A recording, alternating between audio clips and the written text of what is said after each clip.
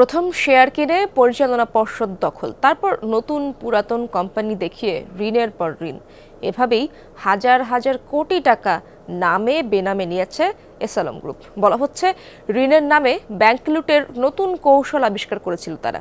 নিয়ম নীতি ভেঙে ৬টি ব্যাংক থেকে এসালম সংশ্লিষ্টরা বের করে নিয়েছেন ৯৫,০০০ কোটি টাকা। এসব অপকর্মে গ্রুপটির সহযাত্রী ছিল কেন্দ্রীয় ব্যাংকের অসাধু কর্মকর্তারা।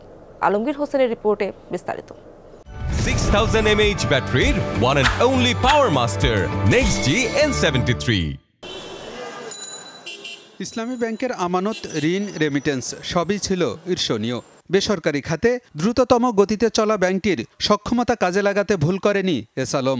এখন পর্যন্ত পাওয়া তথ্যে এই একটি ব্যাংক থেকেই ৭৫,০০০ কোটি টাকা বের করে নিয়েছে এসালম ও তার সহযোগী প্রতিষ্ঠানগুলো। একসময় ঢাকা চট্টগ্রাম রুটে নন এসি বাস সার্ভিসের জন্য পরিচিত গ্রুপটি সরকারি জনতা ব্যাংক থেকেও নিয়েছে ১৫,৫০০ কোটি। এছাড়া সোশ্যাল ইসলামী, ইউনিয়ন, গ্লোবাল ইসলামী এবং ফার্স্ট সিকিউরিটি ব্যাংকসহ নিয়ন্ত্রণে রাখা ব্যাংকগুলো থেকেও কয়েক হাজার কোটি টাকা ঋণ বা বেনামে সরিয়েছে এসালম। সব মিলিয়ে গ্রুপটির সুবিধাভোগীরা ঋণের নামে ব্যাংকিং খাত থেকে ৯৫,০০০ কোটি টাকা নিয়েছেন বলে অভিযোগ উঠেছে। কিভাবে বের করলেন টাকা?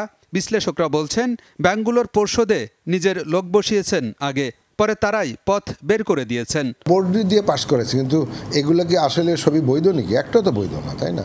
তো এখানেও তাই হয়েছে, কারণ বোর্ডে যেহেতু সব এসালমের লোকজন, সুতরাং ও বোর্ডে থেকে পাশ করে বৈধভাবে নিয়ে গেছে, দেখাবে আমি বোর্ডে পাশ করেছি, তাই না? কারণ বোর্ডের ওই মেম্বারগুলো সব ওরই লোক।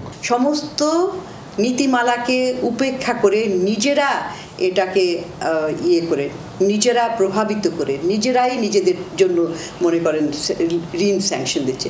এইটা করে একটা পুকুর চুরির মতো যে ব্যবস্থা হয়েছে। এসালম গ্রুপ সরাসরি ঋণ নিয়েছে, পাশাপাশি গ্রুপের অঙ্গ প্রতিষ্ঠানের মাধ্যমেও নিয়েছে। এরপরও থামেনি, তৈরি করেছে ছায়া কোম্পানি।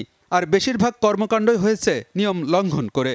অনিয়মের মাধ্যমে হাতিয়ে নেওয়া এই বিপুল অঙ্কের টাকা ফেরত পাবার সম্ভাবনা কম বলেই মনে করেন বিশ্লেষকরা।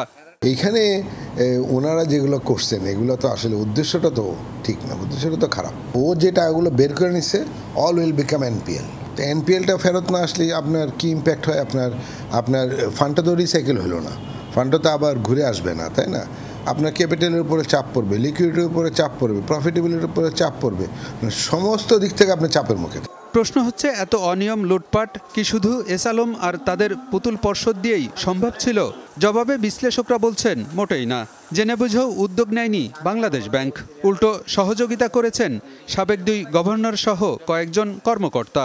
ব্যাংকে লুটপাট হচ্ছে, কোথায় রেগুলেটরি বডি, কোথায় কেন্দ্রীয় ব্যাংক, কোথায় কি করেছে? কেউ তো এটা থামানোর জন্য কোনো কিছু করে নাই।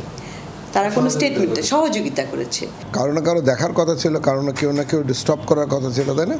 এখন স্টপ করার প্রয়াস যদি নিত, যদি না পারতো, তাহলে তো ডেফিনেটলি লোকজন আপনাকে সাপোর্ট করে না। আপনি তো চেষ্টা করছেন, কিন্তু আপনি পারেননি। সেটা তো করেনি বাংলাদেশ ব্যাংক। বরঞ্চ তাকে আরও সুবিধা দেওয়ার জন্য বাংলাদেশ ব্যাংকে যেভাবে বলা হয়েছে সার্কুলারগুলো বরঞ্চ সেভাবে সে বানাই দিচ্ছে। সঠিক হিসাব বের হলে এসালমের নামি বেনামি ঋণের পরিমাণ আরও বেশি হবে বলে মনে করেন ব্যাংকাররা। আর জালিয়াতির পথ এখন বন্ধ করে দেয়াই সামনে আসবে হাজার হাজার কোটি টাকার খেলাপি ঋণ। আলমগীর হোসেন, যমুনা নিউজ, ঢাকা।